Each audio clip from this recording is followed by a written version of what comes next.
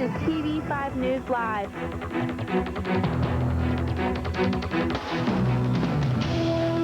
Good evening and welcome to this TV5 News Live Update. It's Tuesday, April 3rd, 2001. I'm Pat Grace, and here's a look at some of the stories we'll be covering for you in the next few minutes. A Main Street building has been sold. Find out which one coming up. Plus the latest in the South China Sea. And the Greeks were singing this weekend. Find out what I mean coming up. We begin tonight with the story. A four-year-old from Beaver Township is dead tonight after an incident on the family's farm. The child was playing in the farm's feed bin and inhaled an excessive amount of the feed that blocked his airway. Attempts were made to revive the victim, but were unsuccessful. Look for more on this story tomorrow night on TV5 News, live at 8. A landmark building on Clarion's Main Street is changing hands. The Garby Theater, once a staple destination for Clarion University students and members of the community, is now owned by the Su family, the same family who owns and operates Chinatown on Main Street. The family said the building will not be used as a theater. Rumors are that Chinatown will move to the theater building, but the Su family says those reports are statistics are in for Clarion County, and it's a bit of good news.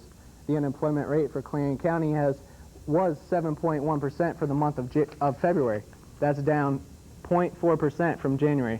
This drop comes after a sharp increase from December's 5.5% rate to January's 7.5% rate. Last year at this time, unemployment in the county was 6.9%. Warned investors. The tone set after the closing bell, when several tech-related companies said the swing economy was cutting into profits more than previously expected. Also, the dispute between the United States and China over a grounded U.S. spy plane added to the market's uneasy mood. The Dow Jones Industrial Average dropped 292 points to close at 9,485. The NASDAQ Composite sank nearly 100. Well, it just ended 10 minutes ago, Clarion Borough Council, and now we have a recap. TV5's very own Jessica Curry joins us live from the Clarion Free Library. Jessica? Council was divided tonight on whether or not to conduct a $20,000 study which would synchronize the lights on Main Street and establish a light at 2nd and Main. After a lengthy discussion, President Raymond Austin suggested that the study be limited to establishing the light at 2nd and Main and also decrease the cost to $10,000. This motion was approved. Now, if you intend to build in Clarion Borough, apply for a sewage tap now. According to Bob Reagan, he is the zoning officer for the borough. The Department of Environmental Protection will only allow 20 taps per year. This is because the system is overloaded, and currently the waiting list is into 2003. Now, we also revisited the sidewalk ordinance tonight. Council passed a motion that will penalize residents who do not maintain the borough sidewalks. In other news, Council approved a motion to advertise for summer paving jobs. Council did not release the names of the streets and roads to be paved, but did say that $42,000 has been set aside in this year's budget for paving. Finally, cleanup day is May 19th. Reporting live from Clarion Borough Council, I'm Jessica Curry, TV5 News. Thanks, Jessica. We apologize for the technical difficulties. We're having a little troubles because of the weather tonight. Well, a clear message from President Bush to the Chinese government: give back the crew, give back the reconnaissance plane, or risk diplomatic damage. But while U.S. diplomats were permitted to visit the crew today on Washington's core demands, Beijing has remained silent. Here's Jamie McIntyre.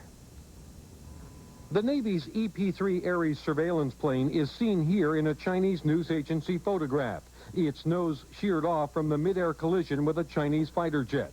Two of its propellers are severely damaged.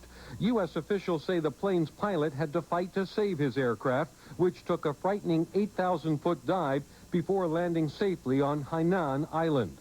The plane is packed with sophisticated, super-secret listening devices, seen here in photographs obtained by CNN of a similar aircraft. Sources tell CNN that U.S. intelligence indicates that Chinese authorities have begun to strip the plane of its highly classified equipment, in defiance of Washington's claim that any such action violates international law and custom. It's not like this was a choice. The aircraft commander clearly felt that the aircraft was in danger, and he had 24 lives that he was responsible for. The Pentagon continues to maintain that the slow-moving Navy reconnaissance plane was on a standard flight path, well known to the Chinese, and did not turn into the Chinese F-8 fighter jet that collided with the American plane's right wing. It's something akin to flying a flying pig. It does not maneuver well. The air crew is trained to go straight and level. They don't practice formation flying. Pentagon sources say despite the harrowing plunge, the plane's crew radioed it was able to begin destroying data, erasing hard drives, and disabling some equipment even before the plane landed.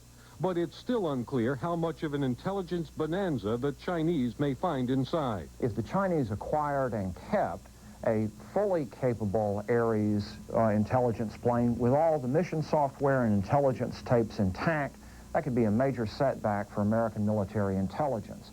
On the other hand, if the Chinese just spend a few days looking around an airplane and the crews erased all the intelligence, they might learn a little bit, but not enough to make a difference. Pentagon officials say China is taking a hard line and fear that could signal a new Cold War in Asia. Meanwhile, the Pentagon is listing the 24 crew members as detainees and charging that China is holding them illegally. Jamie McIntyre, CNN, The Pentagon. A new book about convicted Oklahoma City bomber Timothy McVeigh went on sale today. The book, titled American Terrorist Timothy McVeigh and the Oklahoma City Bombing, hit the shelves in some Dallas stores, but the book won't be available in all stores. Retail giant Walmart won't sell the book. A spokesperson for the company says that Walmart is doing what it thinks is right by keeping the books off the shelves. The Greeks were singing this past weekend. Well, not just any Greeks.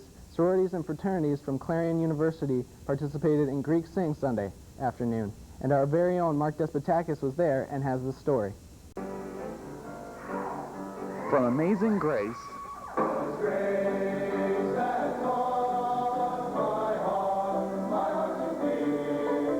to Diamonds Are a Girl's Best Friend, the Greeks were singing. It was the kickoff of Greek Week 2001.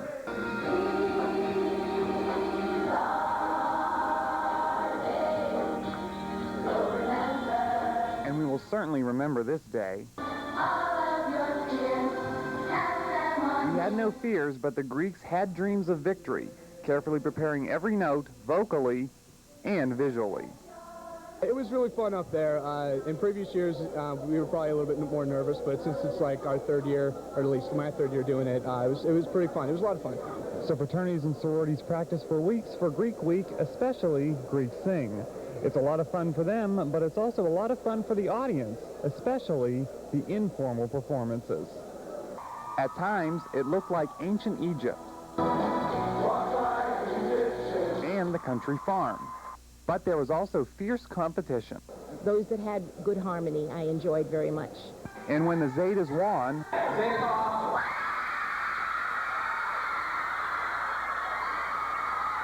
well, they almost brought the balcony down.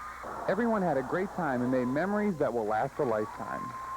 It was an awesome experience. We practiced like a lot, and it was so much fun to actually get up on stage and perform it in front of everyone. And we felt like it was a big accomplishment, and we're really proud of ourselves. In the Mark Boyd Auditorium at Clarion University, Mark Despotakis, TV5 News. Greek Week activities continue through Saturday with the Greek Olympics Saturday at noon at the stadium. So go out and cheer on your favorite members of the Greek system.